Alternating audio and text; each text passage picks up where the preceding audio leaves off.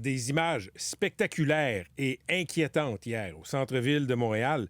Vous aviez un homme visiblement en crise, 2 couteaux dans les mains et plusieurs policiers, autour de 12-15 policiers qui essayaient de l'entourer, de l'empêcher de se sauver. Fadi Daguerre est le directeur du service de police de la Ville de Montréal. Il est avec nous. Monsieur Daguerre, bonjour. Bonjour. Qu'est-ce que vous avez pensé de ces images-là, de l'intervention, d'abord? Ouais, on l'a échappé belle. On l'a échappé belle parce que c'était une personne, effectivement, qui était en crise et qui essayait d'échapper aux policiers. Puis il était à 2 pas, à 7h45, pensez-y, à 7h45, au coin de Berry-Sainte-Catherine, à 2 pas de l'université de l'UQAM, à 2 pas des métros. Si cette personne-là rentre dans ces endroits-là, qu'est-ce qui peut se passer? Donc les policiers, vous en avez vu plusieurs, moi je vous dirais même presque une trentaine, ils étaient tous en train d'essayer de faire en sorte d'encercler cette personne-là pour justement l'empêcher de rentrer dans les endroits publics où il aurait pu faire, on ne sait pas quel geste. Là, on se parle tranquillement, vous et moi, mais ça aurait pu être un dénouement beaucoup plus triste. Heureusement, ça s'est bien terminé. Ce matin même, j'étais avec mes policiers. À 6 heures, ils avaient une rétroaction opérationnelle et émotive pour voir comment ça a été, puis quels sont les points qui ont bien été, quels sont les points qui ont moins bien été, puis comment on peut améliorer les choses. Mais franchement, quand j'ai vu les images d'hier, je me suis dit, le sentiment d'urgence, la Ville de Montréal l'a, le ministère de la Santé l'ont, les partenaires l'ont, mais je pense qu'il faut aller plus vite, plus loin, plus fort, tous les partenaires ensemble, parce que hier, M. Lagacé, ça a fini positivement. La personne n'a pas été blessée gravement, mais dans 2 semaines, je ne sais pas. Je ne sais pas comment ça pourrait terminer. On va revenir au travail policier, mais cette personne-là, oui. Je veux dire, quand à 7h45, on a 2 couteaux, puis on est en crise autour de l'UQAM, là, on comprend que notre vie ne va pas très bien. Quel est le profil de cette personne-là? Ce que j'ai su de la personne, et va comparaître ce matin sur plusieurs chefs d'accusation, ça fait 5 fois qu'on intervient avec lui depuis 2024. Puis à chaque fois, ça se termine par une intervention musclée par la police. Soit un endiguement, soit une arrestation, soit de la résistance. Pour quel genre de méfaits? De méfaits? Soit exemple, à un moment donné, il était sur un toit, puis il voulait sauter du toit, ou il voulait menacer des personnes. Donc, dérangé psychologiquement, il est suivi en psychiatrie. Tout son état de santé, je ne l'ai pas, parce que de toute façon, je n'ai pas accès à son dossier et je n'ai pas à l'avoir. Par contre, c'est quelqu'un qu'on connaissait du milieu. Et puis hier, là, ce n'était pas un appel. Hier, c'est des policiers à pied, en auto, qui patrouillaient, l'ont vu, l'ont interpellé, puis tout de suite, il a sorti des couteaux. C'est à ce moment-là que c'est parti. Donc là, les premiers policiers sur place ont appelé, comme on dit, du renfort. Oui. Tout le monde est arrivé. Oui. Là, il y a quelqu'un qui m'écrit pourquoi est-ce qu'ils n'ont pas essayé de le taser, comme on dit, avec le pistolet électrique. Ils l'ont essayé. Ils ont essayé le taser. Parfois, le taser fonctionne très bien, parfois moins bien, surtout en hiver avec plusieurs couches de vêtements. Donc, ils l'ont tasé à plusieurs reprises, ils ont essayé. Ça n'a pas fonctionné. Ça n'a pas fonctionné. Il y a eu des balles de caoutchouc qui ont été utilisées. Ça a un peu mieux fonctionné. Et le taser, à nouveau, et là, ça a fonctionné dans la jambe. C'est à ce moment-là que la personne s'est couchée à terre. Puis il y a eu plusieurs techniques. Donc, moi, ce que je salue, honnêtement, ils ont toute mon admiration sur le courage qui sont allés. Si vous avez remarqué les images, les policiers allaient vers lui, puis courir pour l'empêcher de rentrer en contact avec un citoyen, une innocente victime probable, potentielle. Il y a des balles de caoutchouc qui ont été tirées. Oui. Est-ce qu'il y a des balles réelles qui ont été tirées? Oui, il y en a quelques-unes. Là, je ne sais pas, je n'ai pas tout le bilan. La rétroaction opérationnelle a lieu présentement, mais il y a eu quelques balles de pistolet qui ont été tirées. On a vu les images, il y a plusieurs images qui circulent, mais il y a un policier, 2 policiers avec leur véhicule de service qui ont essayé de le faire tomber. Là, il y a des gens qui m'écrivent pour me dire « Ouais, c'était pas mal cow-boy, cette intervention-là. » Ça fait partie comment on appelle ça? Une de nos techniques. Une arme d'opportunité. Oui, c'est parce que, justement, je n'ai pas parlé aux policiers, puis encore une fois, je vais laisser l'opération, la rétroaction opérationnelle avoir lieu. Il ne faut pas tout de suite arriver aux conclusions, mais une des techniques qui a été utilisée, c'est l'automobile, c'est le bélier, et c'est pour déstabiliser les jambes de l'individu. Pour le faire tomber. Pour le faire tomber. Puis à ce moment-là, il est un peu déstabilisé. Si on le tase, on le contrôle. En aucun moment, un de mes policiers a essayé de tuer cette personne-là. Au contraire, ce que vous avez vu comme image, s'ils sont une vingtaine, c'est parce qu'ils essaient de le contenir le plus possible. Ce que je retiens de ce que vous me dites, M. Daguerre, là, il était connu des policiers. Sa place à ce gars-là n'est pas dans la rue. Que voulez-vous? On travaille tellement fort avec le ministre de la Santé. Pour moi, aujourd'hui, M. Lagacé, je ne suis pas là pour envoyer des flèches à qui que ce soit au niveau des partenaires parce que je les vois au quotidien présentement sur les tables de réunion pour qu'on trouve des solutions mitoyennes à long terme.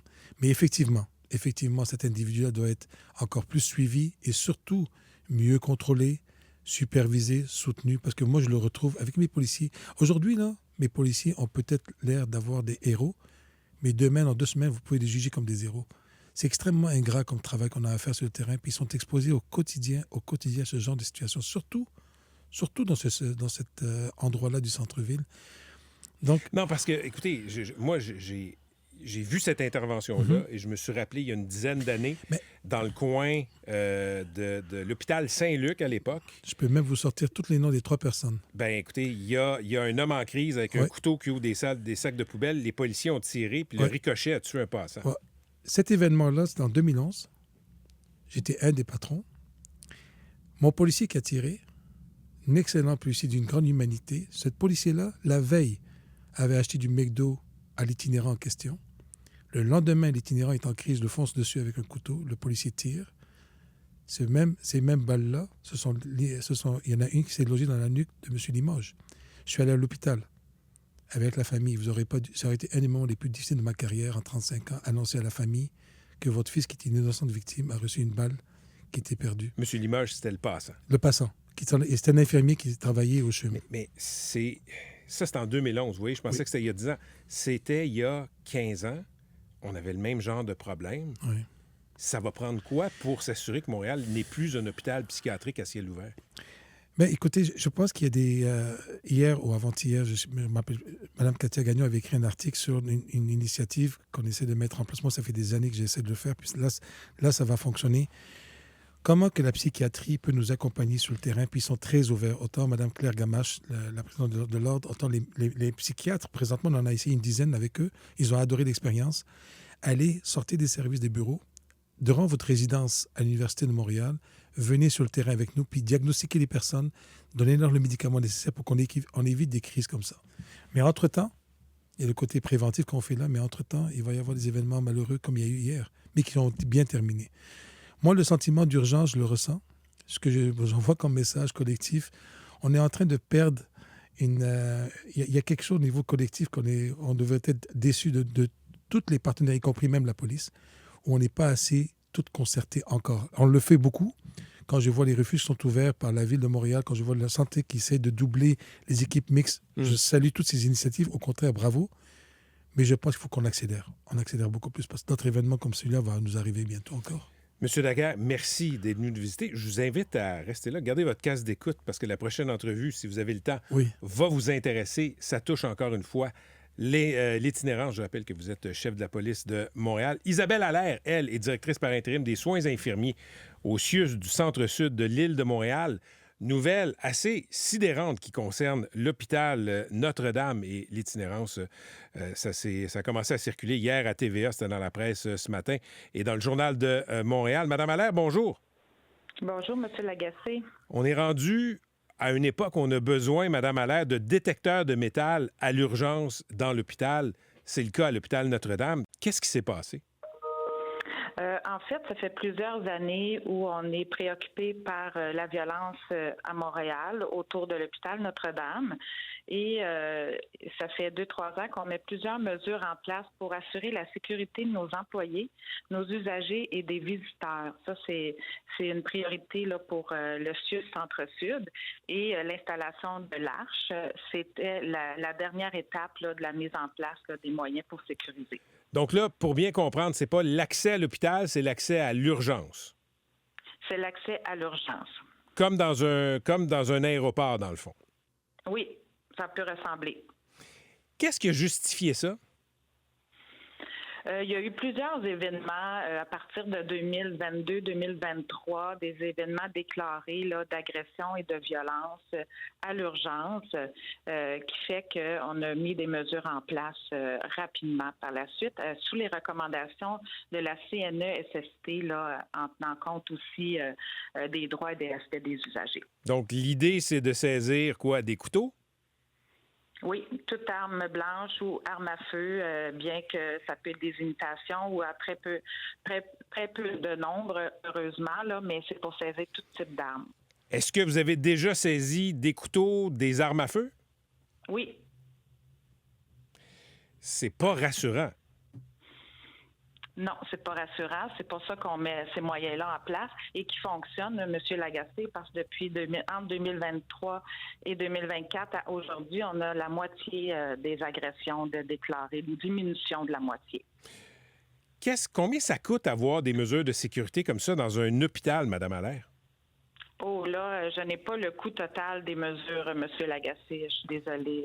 Le Journal de Montréal parle là, pour la région, je pense, on est autour de 50 millions là, depuis quelques années en termes de tout ce qui touche la sécurité dans les hôpitaux. Oui, avec les heures des ressources humaines pour les agents de sécurité, là, ça inclut tout ça. Mais pour nous, pour l'Arche en tant que telle, c'est déjà, on l'avait déjà à l'interne. On a juste décidé de le déplacer pour pouvoir l'utiliser là où c'était plus névralgique, dont à l'urgence de Notre-Dame. Pourquoi Notre-Dame? Pourquoi pas d'autres hôpitaux à Montréal? Bien, vous savez, l'hôpital Notre-Dame est vraiment au centre-ville, au centre-sud, là où il y a quand même, on a une urgence psychiatrique aussi à l'intérieur de l'hôpital Notre-Dame. Et la clientèle, le type de clientèle qui consulte nous a amené vraiment, puis les déclarations dont je vous parlais aussi nous a amené vraiment à débuter par l'hôpital de Notre-Dame pour l'Arche. Est-ce que vous dites débuter par l'hôpital Notre-Dame, est-ce qu'il y a d'autres hôpitaux où il y aura des arches de sécurité comme ça, des détecteurs de métal à Montréal? Je ne sais pas. Je ne suis pas au courant pour les autres hôpitaux, là, mais à voir. Mais c'est sûr qu'il doit y avoir plein de mesures qui sont prises à plusieurs niveaux. Mais pour l'Arche, vraiment, je n'ai pas la réponse. Madame Allaire, merci d'avoir pris le temps. Je vous souhaite une bonne journée. Merci, vous aussi. C'était Isabelle Allaire du CIUS du Centre-Sud de l'île de Montréal, dont relève l'hôpital Notre-Dame. Fadi Daguerre, vous avez entendu l'entrevue. Oui. Ça dit quoi sur la société qu'on a maintenant des détecteurs de métal à l'hôpital? Mais j'ai écouté Mme Allaire, puis j'ai bien noté les années 2022. Puis je l'avais mentionné quand j'étais à Longueuil, on va vivre vraiment des répercussions. Je sais que ça a le dos large, la COVID, mais quand même, nous, clairement, les services de police, les services d'urgence, on a vu une différence depuis la COVID au niveau de la santé mentale, au niveau des situations psychiatriques. Ça, c'est des situations, là, vous voyez, si on est rendu à avoir un détecteur de métal pour les personnes qui rentrent dans l'urgence, ce sont des moyens, je trouve, pour moi, je ne suis pas là pour les juger, mais c'est des moyens à court terme. Il va falloir que quelqu'un réfléchisse, oui, à ça, mais beaucoup plus à qu'est-ce qu'on va bâtir comme société dans le futur, parce que cet impact-là, nous, on le sent dans la rue, il le sent dans l'urgence, il le sent dans l'hôpital. Je me demande même comment ces patients de l'itinérance qui sont avec une maladie pas mal avancée, comment ils sont reçus dans les hôpitaux par le cercle médical, parce qu'à un moment donné, dealer avec cette clientèle-là, ça ne doit pas être évident non plus, parce qu'ils ne veulent pas être soignés parfois. Mais les couteaux qu'ils portent sur eux, souvent, c'est pour se défendre. Et c'est ça qu'on néglige et on oublie souvent. C'est que parfois, on les attrape avec des couteaux ou avec des pistolets à plomb. Mais c'est dur, la rue. C'est très dur, la rue. Savez-vous, M. Lagacé, je n'ai pas encore sorti mon bilan, mais je vais vous le dire, sur 31 meurtres qu'on a eu à Montréal, 8 sont en lien avec la santé mentale et l'itinérance. Ça ne veut pas dire que les deux sont un amalgame des deux, mais quand même, 25 à 30 % c'est des gens extrêmement vulnérables. Et les couteaux, vous savez, on a vu des entrevues, vous et moi, ensemble. Les couteaux, c'est en prolifération. Les jeunes se promènent avec des couteaux, beaucoup. Beaucoup avec les couteaux, avec des pistolets à plomb. Puis les couteaux, dans les événements dont je vous parle, beaucoup ont été des éléments tranchants qu'on appelle sur nos relations médias. Ce sont des couteaux. Donc, oui, on peut penser à des systèmes de sécurité. Vous avez dit 50 millions, je ne savais pas. Mais par contre, il va falloir qu'on ait un groupe de personnes, on pense à du moyen, long terme, parce que ce n'est pas terminé, ce n'est pas fini. Là. Mais êtes-vous d'accord avec moi que le sentiment de sécurité à Montréal n'est pas le même qu'il y a 10 ans? Bien sûr, je l'ai mentionné à plusieurs reprises, le sentiment d'insécurité, il est réel, il n'est pas juste perceptible. Il est réel, il est présent. Ce qui est rassurant, c'est qu'on fait plein d'actions pour essayer de le colmater. Ce n'est pas parfait, mais Dieu sait qu'il y a des équipes mixtes qu'on met en place, il y a des efforts de différents partenaires. Puis les gens sur le terrain, les groupes communautaires, les travailleurs sociaux, la ville, le ministère, sincèrement, beaucoup de travail se fait. Ce que j'ai dit aujourd'hui, c'est qu'il faut qu'on l'accélère. Il faut qu'on accélère, qu'on va aller beaucoup plus loin parce que ce que vous avez vu par rapport aux hôpitaux en 2022, maintenant, ils ont installé un système de sécurité. Elle vous l'a dit, ils ont saisi beaucoup d'armes blanches, puis ça a eu un succès, il y a eu une baisse au niveau des saisies. Donc, il y a un message qui est passé. Peut-être que cette technique-là fonctionne, mais il ne faut pas s'arrêter là. Il faut travailler sur moyen long terme. Comment prendre soin de ces gens-là dans la rue? Écoutez, je vous écoute, j'écoute Mme Allaire du CIUS. Ce que ça me dit, c'est que la société va vraiment pas bien. Une partie de la société va pas bien et la majorité de la société se sent insécure en face de cette minorité-là. Oui. Monsieur Daguerre, merci d'être venu Ça parler fait aux plaisir. auditeurs ce matin. Je vous souhaite un bon week-end. Vous Bonne aussi. année Bonne année. 2026.